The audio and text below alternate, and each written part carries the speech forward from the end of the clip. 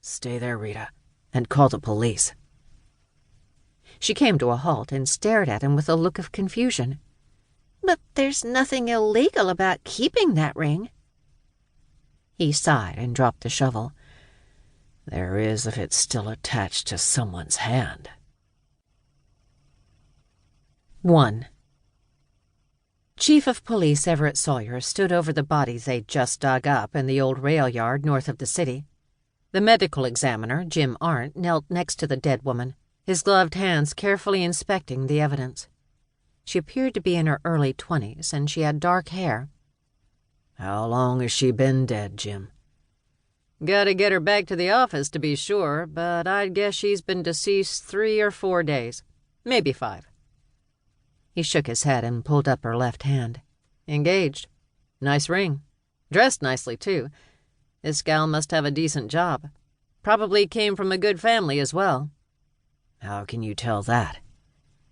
The chief was used to working with the medical examiner's office, but they constantly surprised him with their expertise. "Her teeth." He lowered the girl's hand and then pulled on her lips until her teeth were fully exposed. Everett looked away. He'd been the police chief in Des Moines for more than 20 years, but dead bodies still bothered him.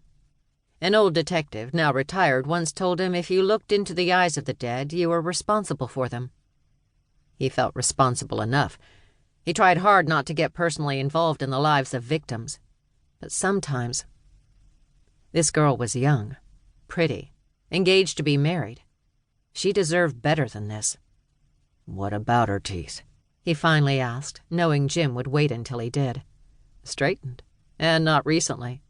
She had parents who made sure she had braces." Everett frowned. "We got a report about a gal who went missing a few days ago. I'm betting it's her. Can't remember the name right now." "I can't give you a name either," Jim sighed. "No purse." He reached gingerly into one of the girl's pants pockets. His hand came up empty. Then he reached into her other pocket and slowly pulled out a folded piece of paper. He opened it carefully. Marriage license application. Filled out, but not signed by the groom. "You got a name?" "Rebecca Juergens, 23, lives in town." "Yeah, that rings a bell. But she signed it?" Jim nodded.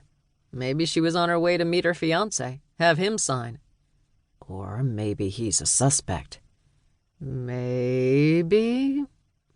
Jim drew out the word as if he didn't really want to release it. Everett glanced at the couple who found the body and were now being interviewed by one of his detectives. They were obviously traumatized by their discovery. The man kept muttering something that sounded like no more birthday presents, but that didn't make any sense. Everett chalked it up to shock. He took a step closer to Jim. "Something bothering you?" "Yeah." "What?" "Red ribbons." "What? Are you serious?" Jim brushed the dirt off the victim's shoes to further expose a red ribbon. Then he reached for something next to the body and held it up. Another red ribbon. "It came off when your men pulled her out of that hole. I'm guessing it was around her hands." The butterflies in Everett's stomach turned into wasps. "Some joker thinks he's funny." He noticed the victim's right hand was still covered with dirt. Jim hadn't examined it yet. The men looked at each other. They didn't need to say anything to know they were thinking the same thing. Jim finally reached for the girl's closed fist. When he pulled it open, something fell to the ground. He carefully picked it up and held it out for Everett to see. A twisted piece of wire. Everett felt as if the breath had been sucked out of his lungs. It took everything he had to clear his throat and speak. "Is that what I think it is?" He was praying it wasn't. Jim looked closely at the object.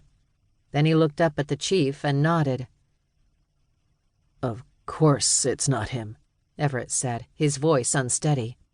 "He's in prison." "I realize that. But how could this killer know about the angel? You never released that information, right?" Everett had no answer for him. 21 years had gone by since the serial killer known as the Raggedy Man had terrorized Des Moines. Ed Oliphant had killed 14